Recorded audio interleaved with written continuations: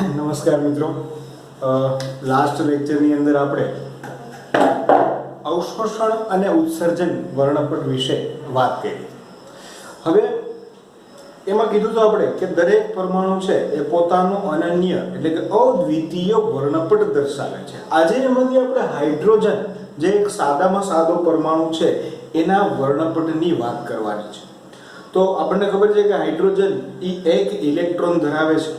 હાઇડ્રોજનનો વર્ણપટ છે એ કેવો દેખાય અથવા તો એ વર્ણપટ છે એ કઈ રીતે લેવામાં આવે છે. તો લાસ્ટ લેક્ચરમાં આપણે જે ચર્ચા કરી એ મુજબ કે પરમાણુ અથવા તો જે અણુ છે એની ઉપર વિકિરણનો મારો ચલાવી અને એને ઉત્તેજિત કરવામાં આવે છે, ઉત્તેજિત અવસ્થામાં આવે છે. ત્યારે ઉત્તેજિત અવસ્થામાંથી પાછો જ્યારે એ ધરા અવસ્થામાં આવે છે ત્યારે એમાંથી વિદ્યુત ચુંબકીય વિકિરણનું ઉત્સર્જન કરે છે. એ ઉત્સર્જિત વિદ્યુત ચુંબકીય વિકિરણો જે આવૃત્તિ તરંગ લંબાઈના ધરાવતા હશે એ વર્ણપટ આપણને જોવા મળે છે. એને આપણે હાઇડ્રોજન વર્ણપટ કહીશું. જો કે જ્યારે વાયુમય હાઇડ્રોજનમાંથી વિદ્યુત વિભાર પસાર કરવામાં આવે ત્યારે અણુ વિયોજિત થાય છે અને હાઇડ્રોજન પરમાણુ ઉત્તેજિત થાય, એટલે કે તેની ધરા અવસ્થામાંથી ઉત્તેજિત અવસ્થામાં એક્સાઇટેડ સ્ટેટની અંદર આવશે અને જુદી જુદી આવૃત્તિ વાળું વિદ્યુત ચુંબકીય વિકિરણ ઉત્પન્ન કરે છે, જેને હાઇડ્રોજન રેખા વર્ણપટ કહે છે. હાઇડ્રોજન વર્ણપટ કેટલીક શ્રેણીઓની બનેલું છે અને જેને શોધનાર વૈજ્ઞાનિકોના નામ પરથી દર્શાવવામાં આવે છે. બામર નામના વૈજ્ઞાનિક હતો. તેણે અવલોકનના આધારે વર્ણપટની રેખાઓને તરંગ સંખ્યા મ્યુ બાર માં દર્શાવી અને જે નીચેના સૂત્રનું પાલન કરે છે. એણે એવું કીધું કે હાઇડ્રોજનની અંદર આ જે વર્ણપટની રેખાઓ છે એને એની તરંગ સંખ્યાઓમાં દર્શાવી અને એ સૂત્ર કે mu bar is equal to 1/λ બરાબર 10,09,677 આટલા ઇન્ટુ 1/n1² માઇનસ 1/n2². જ્યાં n1 અને n2 શું છે તો કે n1 એટલે પહેલા જે હતો ભૂમિ અવસ્થામાં ઈ જે સ્તર છે ઈ, અને n2 એટલે ઉત્તેજિત અવસ્થામાં જે ગયો છે એ સ્તરની વાત કરે છે. n1 ભૂમિ અવસ્થા અને n2 છે એ ઉત્તેજિત અવસ્થા. એટલે કે જે આપણને એક સૂત્ર આપ્યું જે તરંગ સંખ્યા મેળવવા માટેનું કે 10×77 કૌંસમાં 1/n1² માઇનસ 1/n2². હાઇડ્રોજનના વર્ણપટ માટેની વાત હતી અને આ જે અચળાંક છે 10×77 સેન્ટીમીટર ઇન્વર્સ 1 સેન્ટીમીટર ના ગાળામાં એ તરંગ સંખ્યા જોવા મળે છે. રીડબર્ગ અચળાંક કહે છે હાઇડ્રોજન માટે. n છે એ પૂર્ણાંક સંખ્યાઓ હોય 1 2 3 જે પૂર્ણાંક સંખ્યાઓ દર્શાવે છે. તો આની પણ એક આકૃતિ છે હું તમને બતાવીશ. આમાં હાઇડ્રોજન વર્ણપટ જે રેખાઓ મળે છે એની તરંગ સંખ્યા મેળવવા માટેનું આ સૂત્ર છે. અલગ અલગ વૈજ્ઞાનિકોએ આની શ્રેણીઓ શોધી અને વૈજ્ઞાનિકના નામ ઉપરથી એ શ્રેણીઓને નામ આપવામાં આવ્યું છે કે લાઇમેન, બામર, પાશ્યન, બ્રેકેટ, ફૂન. આ 5 શ્રેણીઓ છે અને એને વૈજ્ઞાનિકોના નામ ઉપરથી દર્શાવવામાં આવે છે. પહેલી શ્રેણી છે એ લાઇમેન શ્રેણી. જો તમે નીચેની જે n બરાબર 1 છે એ લાઇમેન શ્રેણી છે. એ ઉપરથી સ્ટાર્ટ થાય ક્યાંથી તો કે 2 થી 1, 3 થી 1, 4 થી 1 એ રીતે નીચે સુધી આવે છે અને એનો વર્ણપટનો જે વિસ્તાર છે ને એ કેવો છે તો કે પારજાંબલી વર્ણપટનો વિસ્તાર જોવા મળે છે. બીજી શ્રેણી તમારી બુકની અંદર આકૃતિ આપી છે કે બામર શ્રેણી જે n બરાબર 2 એટલે 3 થી 2, 4 થી 2, 5 થી 2 અને ઈ જે વિસ્તાર છે દ્રશ્યમાન વિસ્તાર જેને આપણે જોઈ શકીએ છીએ. પરીક્ષામાં ઘણી વખત પ્રશ્ન પૂછાય હાઇડ્રોજન વર્ણપટની અંદર કઈ શ્રેણીને આપણે જોઈ શકીએ છીએ તો કે બામર શ્રેણીને દ્રશ્યમાન વર્ણપટ હોવાથી આપણે જોઈ શકીએ છીએ. પછી ઘણી વખત એવો પણ પ્રશ્ન પૂછાય કે હાઇડ્રોજન વર્ણપટ માટે દ્રશ્યમાન શ્રેણી હોય તો એના માટે n1 અને n2 નું મૂલ્ય શું જોવા મળે અથવા તો નીચેનામાંથી કઈ જોડી છે એ સાચી છે. ત્રીજું પાસ્ટ ટેન્સ છે. n1 બરાબર 3, n2 બરાબર 4 અને 5 એટલે 4 થી 3, 5 to 3, 6 to 3 અને એ વર્ણપટનો વિસ્તાર પારરક્ત. નીચેની ત્રણેય છે પારરક્ત, પહેલી પારજાંબલી, બીજી દ્રશ્યમાન. બ્રેકેટ શ્રેણી n1 બરાબર 4, n2 બરાબર 5, 6, 7, 8 અને એ પણ પારરક્ત વિસ્તારમાં આવે છે. ફૂંડ જે n1 બરાબર 5 છે અને n2 બરાબર 6, 7 અને એ પણ પારરક્ત વિસ્તારની અંદર જોવા મળે છે. તો આ હતી હાઇડ્રોજન વર્ણપટ માટેની વાત. એકદમ સિમ્પલ હતું કે હાઇડ્રોજન છે એ ઉત્તેજિત અવસ્થામાં આવે છે અને ત્યારે જુદી જુદી આવૃત્તિવાળું વિદ્યુત ચુંબકીય વિકિરણ ઉત્સર્જિત કરે અને એનાથી વર્ણપટ રચાય છે. આ વર્ણપટની શ્રેણીઓ છે એ વૈજ્ઞાનિકોના નામ ઉપરથી એને નામ આપવામાં આવ્યા છે. લાઇમેન, બામર, પાસ્ટવેન, બ્રેકેટ અને ફૂંડ. એમાંથી બામર શ્રેણી છે જે દ્રશ્યમાન વર્ણપટની અંદર જોવા મળે છે. ઓકે, હવે એના પછીનો જે પ્રશ્ન છે, હાઇડ્રોજન પરમાણુ માટે બોહરે એક પરમાણુ નમૂનો આપ્યો અને એના માટેની 4 અભિધારણાઓ આપી. બોહરે હાઇડ્રોજન માટે પરમાણુ કેવો હોઈ શકે, એમાં ઇલેક્ટ્રોન ક્યાં રહેલા હોય, એના વિશેની 4 જે અભિધારણા આપી એ આપણે જોવાની છે.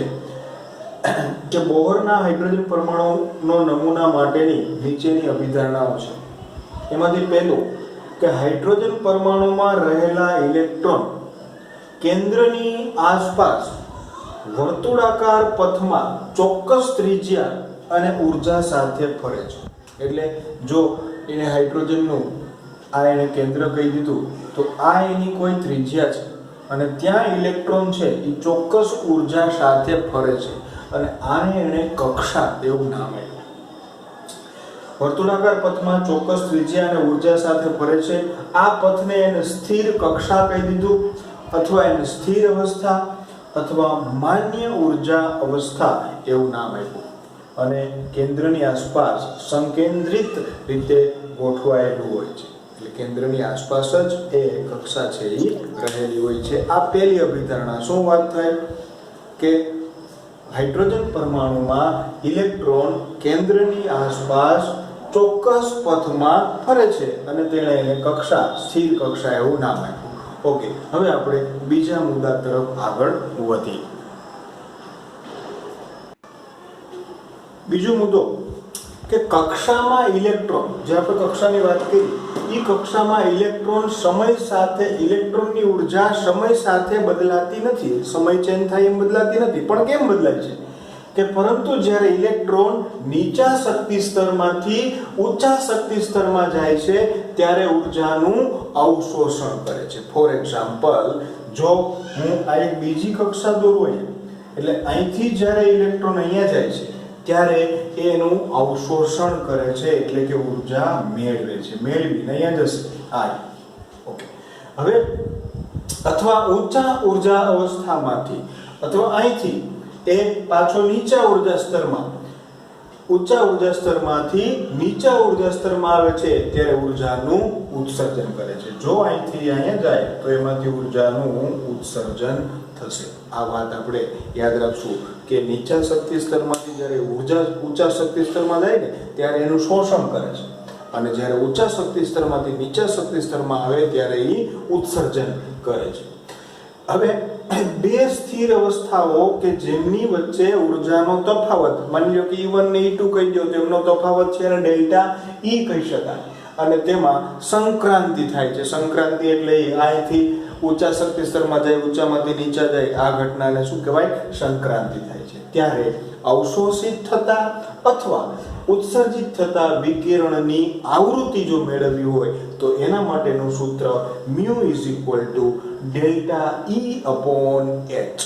μ delta E upon h. Delta E શું છે તો કે બે ઉર્જા સ્તરનો શક્તિ તફાવત છે E2 E1 અપોન h, જે પ્લાન્ક અચળાંક છે. E1 એટલે નીચું માન્ય ઉર્જા સ્તર, E2 એટલે ઊંચું માન્ય ઉર્જા સ્તર છે. આ રજૂઆતને બોહર આવૃત્તિ નિયમ તરીકે પણ ઓળખવામાં આવે છે. એમ પૂછે બોહર આવૃત્તિ નિયમનું સૂત્ર લખો તો μ delta E upon h. Bohr આવૃત્તિ નિયમ. તો આ ત્રણ મુદ્દાઓ છે. પહેલા મુદ્દામાં કક્ષાની વાત કરી, બીજા મુદ્દાની અંદર આપણે અવશોષણ અને ઉત્સર્જનની વાત કરી, ત્રીજા મુદ્દાની અંદર કે આ જે બે માન્ય ઉર્જા સ્તર વચ્ચેનો તફાવત જેને ડેલ્ટા ઈ કહીએ છીએ એને બોહર આવૃત્તિ નિયમ કહેવામાં આવે છે. ઓકે, ચોથી વાત છે, ચોથી અભિધારણા અને છેલ્લી બોહરના પરમાણુ નમૂનાની છે. બોહરે એવું કીધું કે ભાઈ ઇલેક્ટ્રોન છે ને એ ગમે તે જગ્યાએ ઘૂમતો નથી, પણ એવી જગ્યાએ ઘૂમે છે કે જ્યાં ઇલેક્ટ્રોનનું કોણીય વેગમાન, જે તમે ફિઝિક્સની અંદર ભણશો વધારે, કે કોણીય વેગમાન h/2π ના h પ્લાન્ક અચળાંક છે 2π ના પૂર્ણાંક ગુણાંકની અંદર હોય, ત્યાં જ ફરે છે, ગમે ત્યાં ફરતો નથી. અને એ જ એની માન્ય કક્ષા ગણવામાં આવે છે. કે આપેલ સ્થિર કક્ષામાં ઇલેક્ટ્રોનનું કોણીય વેગમાન નીચે મુજબ રજૂ કરી શકાય. કોણીય વેગમાન mvr, me એટલે ઇલેક્ટ્રોનનું દળ, vr બરાબર n × h/2π, જ્યાં n છે એ પૂર્ણાંક સંખ્યાઓ છે 1 2 3 જેવી પૂર્ણાંક સંખ્યાઓ છે. ઇલેક્ટ્રોન એવી જ કક્ષામાં ઘૂમશે કે જ્યાં કોણીય વેગમાન h/2π ના પૂર્ણાંક ગુણાંકમાં હોય છે. એક જ કક્ષા માન્ય, એ જ કક્ષા છે ને એ માન્ય કક્ષા ઇલેક્ટ્રોન માટે ગણી શકાય. તો 1 હોય તો h/2π, m બરાબર 2 હોય તો 2 × h/2π, 3 હોય તો 3 × h/2π, એ રીતે તમે પૂર્ણાંક સંખ્યાઓને આગળ મૂકતા જાઓ. તો આ વાત હતી બોહરના પરમાણુ નમૂનાની 4 અભિધારણાઓ. કેમ યાદ રાખશું? પહેલી કક્ષા વિશે વાત કરી હતી, ચોક્કસ કક્ષામાં ઇલેક્ટ્રોન જે ચોક્કસ પથ પર ફરે છે એને કક્ષા કીધું. બીજું, જ્યારે ઇલેક્ટ્રોન નીચા શક્તિ સ્તરમાંથી ઊંચા શક્તિ સ્તરમાં જાય છે ત્યારે ઉર્જાનું અવશોષણ કરે છે, ઊંચામાંથી નીચા શક્તિ સ્તરમાં આવે છે ત્યારે ઉત્સર્જન કરે છે. ત્રીજા અભિધારણામાં વાત કરી કે આ જે ઉર્જાનો ફેરફાર છે એને આપણે ડેલ્ટા ઈ કહેશું, અને એના માટેનું બોહર આવૃત્તિ નિયમ E μ = ડેલ્ટા E/h. અને ચોથાની અંદર વાત કરી એનું કોણીય વેગમાન કે જે h/2π જેટલું હોય ત્યાં જ ઇલેક્ટ્રોન છે એ ગતિ કરે છે. એ આ 4 એ બોહરના જે નમૂનો છે એની અભિધારણાઓ છે. હવે બોહરના નમૂનાની આપણે ઉપયોગિતા. જો અહીં કીધું છે કે સ્થિર કક્ષામાં કોણીય વેગમાનનું મૂલ્ય અપૂર્ણાંક હોઈ શકે નહીં, હંમેશા પૂર્ણાંક સંખ્યાની અંદર જ એનું કોણીય વેગમાન જોવા મળે છે. બોહરના નમૂનાની ઉપયોગિતા તો 6-7 ઉપયોગિતા આપી છે. અહીંયા આપણે પહેલા 5 ઉપયોગિતા જોઈએ એની કે ઇલેક્ટ્રોન માટેની સ્થિર કક્ષાઓને, જે સ્થિર કક્ષાઓ છે એને n બરાબર 1 2 3 એમ દર્શાવાય છે. અને આ પૂર્ણાંક સંખ્યાઓને આપણે એક શબ્દ યાદ રાખશું, મુખ્ય ક્વોન્ટમ આંક n તરીકે ઓળખવામાં આવે છે, જેને આપણે મુખ્ય ક્વોન્ટમ આંક n કહેશું. હવે કે સ્થિર કક્ષાઓની ત્રિજ્યા, આ જે સ્થિર કક્ષા છે એની જે ત્રિજ્યા છે એને માપવા માટે પહેલી કક્ષા, બીજી કક્ષા, તો એના માટેનું એક સૂત્ર આપ્યું છે કે Rn, n છે ને એ પૂર્ણાંક સંખ્યા, પહેલી માટે n બરાબર 1, બીજી માટે n બરાબર 2, n² × a0, જ્યાં a0 છે ને અચળાંક એનું મૂલ્ય આપી દીધું છે 52.9 પાઇકોમીટર અને 0.529 એંગસ્ટ્રોમ આપેલું છે. હાઇડ્રોજન પરમાણુની પ્રથમ કક્ષાની ત્રિજ્યા છે એ 0.529 એંગસ્ટ્રોમ, અને જેને અંડરલાઈન કરજો બોહર કક્ષા. જેમ અહીંયા આપણે બોહર આવૃત્તિ નિયમ કીધું હતું એમ જે પહેલી કક્ષા છે એને બોહરના નામ ઉપરથી બોહર કક્ષા તરીકે ઓળખવામાં આવે છે. તો બે જોયું, n એટલે મુખ્ય ક્વોન્ટમ આંક, બીજું એની ત્રિજ્યા માપવાનું સૂત્ર Rn = n² × a0, a0 નું મૂલ્ય અચળ 52.9 પાઇકોમીટર લેશું. ઓકે, પ્રથમ કક્ષાની ત્રિજ્યા જે છે એને આપણે બોહર કક્ષા તરીકે કહેશું. એના પછી કે જેમ n બરાબર કક્ષાઓ વધતી જાય કે n નું મૂલ્ય વધે તેમ r નું મૂલ્ય પણ વધે છે. સ્વાભાવિક છે, જેમ જેમ કેન્દ્રથી દૂર જતો જાય એમ એની ત્રિજ્યા છે એ વધતી જશે. એટલે કે ઇલેક્ટ્રોન કેન્દ્રથી દૂર જશે. માની લો કે આ પહેલી કક્ષા છે 52.9, બીજી છે, આ ત્રીજી છે, ચોથી છે, એમ જેમ જેમ આમ જશે ઇલેક્ટ્રોન દૂર જતો જશે એમ એનું ત્રિજ્યાનું મૂલ્ય છે એ વધતું જશે. હાઇડ્રોજન સિવાયના એક ઇલેક્ટ્રોન ધરાવતા પરમાણુ કે આયન માટે ત્રિજ્યાનું સૂત્ર R બરાબર 52.9 n²/z, જે n છે એ પૂર્ણાંક સંખ્યાઓ છે, મુખ્ય ક્વોન્ટમાંક પાઇકોમીટર, અને z છે ને એ પરમાણુ ક્રમાંક છે. જેમ કે તમારે એમ કેવું કે હિલિયમ પ્લસ, તો હિલિયમ પ્લસ એટલે 2 હતા, એમાંથી +1 એટલે એક ઇલેક્ટ્રોન ગુમ થયો, તો એમાં એક ઇલેક્ટ્રોન છે, પણ હિલિયમનો પરમાણુ ક્રમાંક 2 છે, એટલે z બરાબર કેટલા લેશું? 2. ઓકે. ઇલેક્ટ્રોન સાથે સંકળાયેલ સ્થિર અવસ્થાની ઉર્જા, જે સ્થિર અવસ્થા n બરાબર 1, n બરાબર 2, n બરાબર 3, ઈ જે સ્થિર અવસ્થાની ઉર્જા માપવાનું એક સૂત્ર આપ્યું કે En - RH, જે રીડબર્ગ અચળાંક છે અને તેનું મૂલ્ય 2.18 × 10⁻18 જૂલ લેવામાં આવે છે. n બરાબર 1 2 3 જે માન્ય કક્ષાઓ છે, અને એની ઉર્જા, માનો કે પહેલા કક્ષાની ઉર્જા મેળવવી હોય તમારે તો n બરાબર 1 લઈ લો. આ સૂત્રમાં n ની જગ્યાએ 1 મૂકો, 1 નો વર્ગ 1 જ થાય, એટલે એ કેટલું મળશે? -2.18 × 10⁻18 જૂલ જ થશે. પણ બીજી માન્ય કક્ષાની ઉર્જા તમારે મેળવવી હોય તો n બરાબર 2 લ્યો. આ સૂત્રમાં n ની જગ્યાએ 2 નો વર્ગ એટલે 4. આ જે મૂલ્ય છે -2.18 × 4 કરો એટલે -0.545 × 10⁻18 જૂલ, જે બીજી માન્ય કક્ષામાં ઉર્જા છે. તો આ રીતે આપણે n1 n2. હવે જો અનંત અંતરે હોય ઇલેક્ટ્રોન છે, n બરાબર ઇન્ફિનિટી, કે જ્યારે ઇલેક્ટ્રોન કેન્દ્રથી અનંત અંતરે છે, જો ખાસ સમજો, ત્યારે તેની ઉર્જા છે ને શૂન્ય લેવામાં આવે છે. શું કરવામાં આવે છે? શૂન્ય. પછી જેમ જેમ ઇલેક્ટ્રોન નજીક આવે, જો આપણે જોયું તો નજીક આવે ને એટલે એ ઉર્જાનું શું કરે છે? ઉત્સર્જન કરે છે.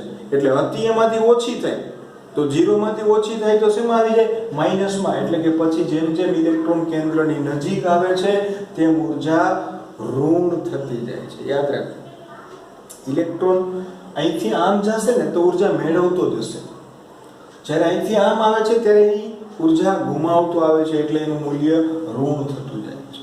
ચોથો મુદ્દો કે પરમાણુ, હાઇડ્રોજન પરમાણુમાં રહેલા એક ઇલેક્ટ્રોનની જેમ બોહરનો સિદ્ધાંત એક ઇલેક્ટ્રોન ધરાવતા આયનોને લાગુ પાડી શકાય. એક જ ઇલેક્ટ્રોન વાળા, જેવા કે હિલિયમ પ્લસ, એમાં એક ઇલેક્ટ્રોન છે, લિથિયમ +2 એમાં એક ઇલેક્ટ્રોન છે, Be+3 એમાં એક ઇલેક્ટ્રોન છે.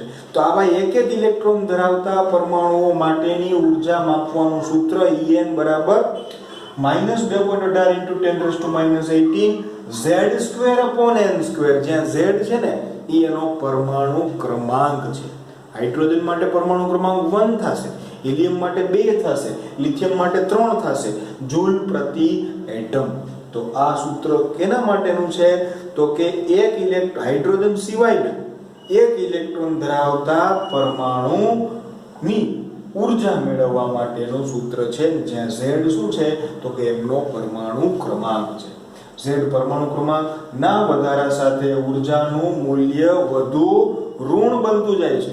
હવે આમ જો તો અહીંયા +1 ચાર્જ છે, +2 ચાર્જ છે, +3 ચાર્જ છે.